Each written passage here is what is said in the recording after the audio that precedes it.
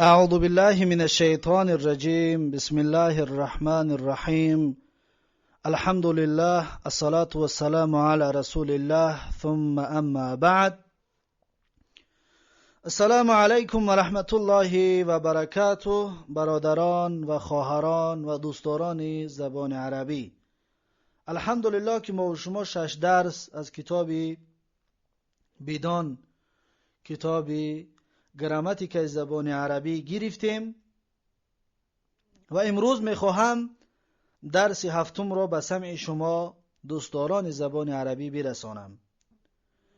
و درس گذشته ما و شما درباره بعض اصطلاحاتی گراماتیک زبان عربی بود. اصطلاحات را خوب بدانید، زیرا اینکه دانستن اصطلاحاتی گراماتیک یا هر علمی را که وقتی که شما تعلیم میگیرید اگر اصطلاحاتشو نبدانید شما فایده بسیار میگیرید. یعنی که شما گپ رو خوب میفهمید، در آوده میفهمید. وقتی میگید واحد، تثنیه، جمع، مخاطب، متکلم، غایب، مؤنث، مذکر، اینها را دیگه شما زود از خود کرده میتوانید که چی گفته ایستاده است. برای خاطر اون اصطلاحات گذشته را خوب به یاد بگیرید. همچنین معلوم و مجهول. معلوم را گفتیم فاعلش ذکر می شود و 14 صیغه فعل ماضیش را بیان کردیم. اکنون امروز درس هفتم ما و شما درباره مجهولی فعل ماضی گپ میزنیم. ما گفتیم مجهول فعلی که فاعلش ذکر نشده است. و مثل گفتیم اکل الطعام، یعنی خورده شد طعام را، نمیدونیم کی خوردگیشه. اینه که بگیم اکل محمد الطعام، اکل فعل ماضی معلومه، یعنی که محمد خوردگی، فاعلش معلومه. لیکن اکل که گفتیم نمیدونیم کی خوردگی است. یا ضریبه که گفتیم نمیدونیم کی زدگی است. ضربه گفتیم محمد زدگی است، معلومه. لیکن ضریبه گفتیم نمیدونیم کی زدگی است. و برای چی مجهولش میکنیم؟ این وابسته به علمی نحو می باشد که در اونجا علتش بیان میکند که برای چی. اما حالا همین قدر بدونید که اگر فاعلش ذکر شود میگن معلوم، اگر ذکر نشید میگن مجهول. انا اکنون در این درس ما و شما میخوانیم که میگوید که اگر خواهی کی، اگر ما و شما را خطاب قرار میتید، ما و شما مخاطبی این صاحب کتاب قرار گرفتیم، صاحب کتاب متکلم شد و ما و شما مخاطب. میگه اگر خواهی کی معلوم فعل ماضی رو مجهول کنی، مثلا گفتیم که ضربه، زد و مرد در زمان گذشته فعل معلوم است. میگه میخوای که همین رو مجهول کنی، چیکارش که میگه ما قبل آخر رو کسر، ما قبل آخر رو کسر کن. میگه ضریبه، یعنی ضربه، ما قبل آخر چی هسته؟ حرف ر، یعنی پیش از آخر حرف چی هسته؟ ر. حرف ب آخری کلمه است و حرف ر پیش از آخری کلمه است. همین ما قبل آخر میگن. هم ما قبل آخر میگه کسره کن، ضربه بود و ری بشک، ریبه، ضریبه. خب یکم. و هر متحرکی پیش از ما قبل آخر است او را ضم کن. انا اکنون میگه هر متحرکی که پیش از ما قبل آخر است او را ضم کن. به مثل چی؟ به مثل مثلا پیش از ما قبل آخر چی است؟ حرف ضاد. مثلا ضربه، را حرف ب آخر است، حرف ر ما قبل آخر است. حرف فا باشد، حرف ضاد باشد، این حرف است که پیش از ما قبل آخر، پیش از ما قبل آخر. انا همین را میگه ضم کن، ضریبه. یا میگه هر متحرکی که باشد، مثلا استخرج پیش از ما قبل آخر کسره میگه میشه که استخرج. و حرفی که متحرک است او را ضمه میکنه، استا تا ت اولین متحرکی پیش از ما قبل آخر است، میگیم تو، پس میشه استخرج، استخرج مجهول فعلی ماضی. خرج خرج میشود یا استخرج استخرج میشود مجهولش، یعنی خرج فعل معلوم، خرج فعل مجهول. یا استخرج فعل معلوم، استخرج فعل مجهول. پس اینا را دایتون خوب بگیرید چطور فعل ماضی را مجهول میکنیم. یعنی ما قبل آخر رو کسر میکنیم و هر متحرکی که پیش از ما قبل آخر است او را ضم میکنیم، و هر متحرکی پیش از ما قبل آخر است او را ضم میکنیم. متحرک یعنی حرکت دار. مثلا در استخرج ببین پیش از ما قبل و آخر حرف خ است، لیکن حرف استخرج، لیکن حرف خ این ساکین است، متحرک نیست. حرف ت پیش از او است، این متحرک است. پس انامین ت را ما ضمه میکنیم. پس میشه استخ ریجا. فهمو؟ و هر متحرک پیش از ما قبل و آخر است او را ضم کن تا ضربه ضریبه شود. این از ثلاثی آورده سعی، یعنی ضربه چی؟ ثلاثی مجرد است. ضریبه مجهولی فعلی ماضی است. میگه مجهول فعل ماضی را نیز 14 مثال است، 14 صیغه دارد. 6 غایب را بود و 6 مخاطب را بود. غایب و مخاطب را گفتیم که کی است؟ 6 تا 12 تا شید. و 2 حکایت نفس را بود. و دو تایگش میگه برای حکایت نفس است، برای متکلم است. و متکلم را گفتیم که برای چه حکایت نفسش میگن، یعنی که برای اینکه متکلم مع نفسی، یعنی متکلم با تنهایی، که متکلم مع غیره، برای خود حکایت نفسش میگن. آن شش کی غایب را بود، 3 مذکر را بود و 3 مؤنث را بود. اکنون 3 تاش مذکر بود است، 3 تاش مؤنث، مردانه و زنانه. آن 3 که مذکر را بود ضریبه. اکنون ببینید چه ترجمهش میکنیم. ضریبه زده شد و مرد در زمان گذشته. صیغه واحد مذکر غایب مجهولی فعل ماضی. اما ما در درس گذشته گفتیم که ضربه یعنی که زد و مرد در زمان گذشته صیغه واحد مذکر غایب معلومی فعل ماضی گفته بودیم.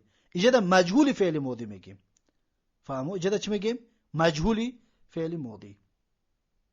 همچنین اینجا میگیم زد و مرد، در اینجا میگیم زده شد. میگیم مجهول که شد معنیش زده شد یا خورده شد یا مثلا گرفته شد یا کشاده شد.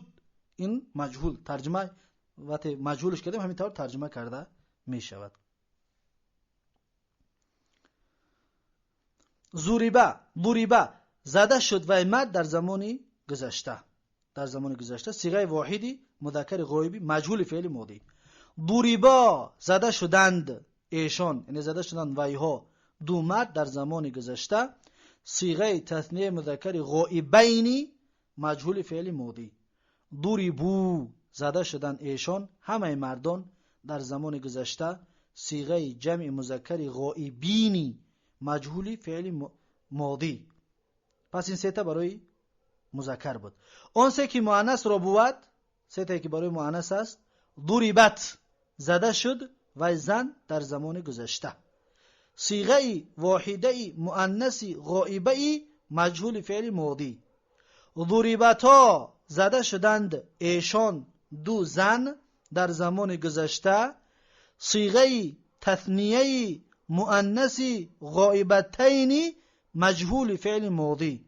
ضریبنا زده شدند ایشان یعنی ویها همه زنان در زمان گذشته صیغه جمع مؤنث غایباتی مجهول فعل ماضی. پس این 6 تا برای چی بود؟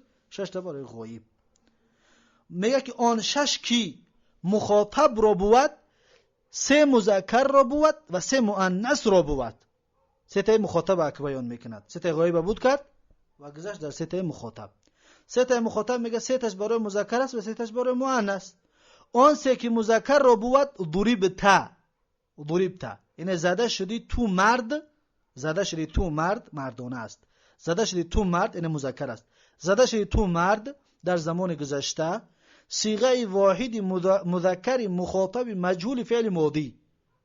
این همش مجهول هستند.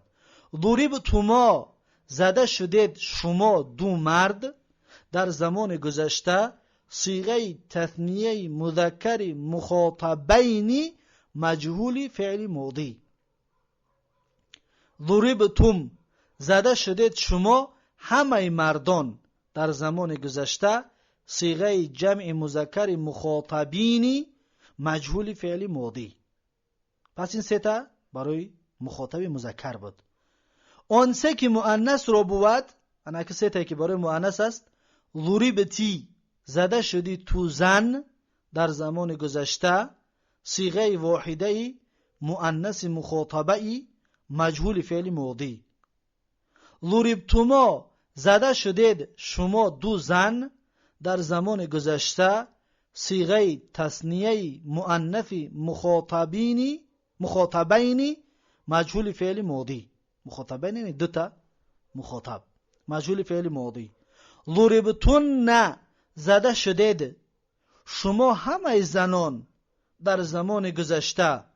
صیغه جمعی مؤنثی مخاطباتی مجهول فعل ماضی. پس این 6 صیغه چی شد؟ مخاطب. 6 تا غایب، 6 تا مخاطب، 12 تا شد، 2 تا دیگه‌اش ماند. خب آن دو کی اگه تا بیان میکنم، میگه کی آن دو کی حکایت نفس رو بود. آن دو تایی که برای حکایت نفس است، برای سخنگوینده متکلم و متکلم مع الغیر. میگه آن دو حکایت نفس رو بود. ضریب تو زده شده من، مرد یا زن در زمان گذشته.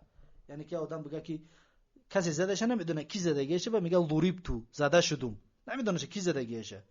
و یگان که زدگیش اگر بگه اگر میترسد، بعد میگه ضریب تو زده شدم، زده شدم من. مردم باشه میگه ضریب تو، زنم باشه میگه ضریب تو. برام خاطر میگه که زده شدم من، مرد یا زن. یعنی مردم هم تری میگه، زنم هم تری میگه. در زمان گذشته صیغه واحد متکلمی مجهول فعل ماضی.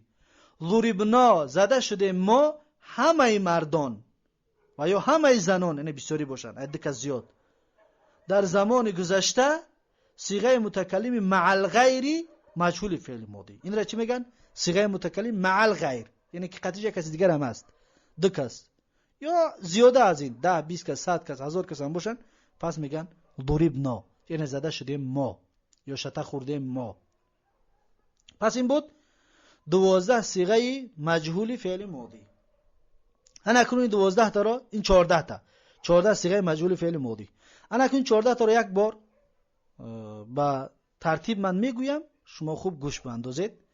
ببینید میگه که ضرب، ضربا، ضربو، ضربت، ضربتا، ضربنا، ضربت، ضربتما، ضربتم، ضربتی، ضربتما، ضربتن، ضربتو، ضربنا. این 14 صیغه شد. الان اکنون در دفتر هر یک تامین میکشونید، مینویسونید و کدامیش غایب است، کدامیش متکلم است، کدامیش مخاطب است، مفرد و مثنی و جمعش جدا میکنید و مینویسید که همه اینها چی هستن؟ مجهول هستند. همچنین درس گذشته را با همین کار باید کار کرده باشید یا نکرده باشید بکنید. پس انا میره تکرار کنید که 100 بار 200 بار 300 بار انا میره تکرار کنید. مثلا ضربا ضربا ضربو، ضربا ضربتا ضربنا، ضربتا ضربتم ضربتم، ضربتو ضربتم ضربتنا، ضربتو ضربنا. همطوری 100 بار 200 بار 1000 بار تکرار کنید تا که زبانتون در همین بشیند و هر فعلی را که برای شما دادن زود دیگر به همین طریق، به همین نقش گفته می توانید ان شاء الله. این بود درس امروزه ما و شما، درس هفتم، و در اینجا این درس رو به پایان میرسونم و تا درس آینده که در فعل مضارع میگذریم، تا درس آینده یک شما رو به الله تبارک و تعالی میسپارم. هر کجایی که باشید سربلند و موفق باشید. السلام علیکم و رحمت الله و برکاته.